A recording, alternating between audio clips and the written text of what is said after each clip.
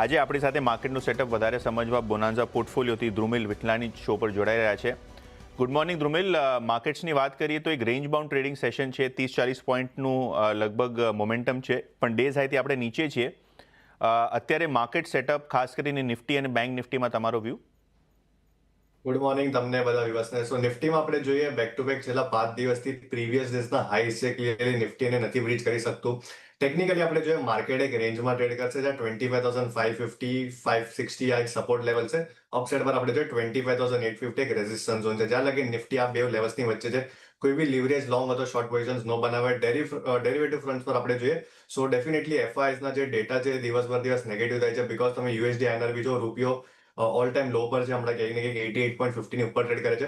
સો data negative છે, but Nifty આપણે જોઈએ ટેકનિકલી એક રેન્જમાં છે. પ્રોપ ડેક્સની બી આપણે વાત કરીએ સો ફ્રાઈડેના સેશનમાં આપણે ક્લિયરલી જોઈ લોકોએ પુટ કેરી કર્યા છે.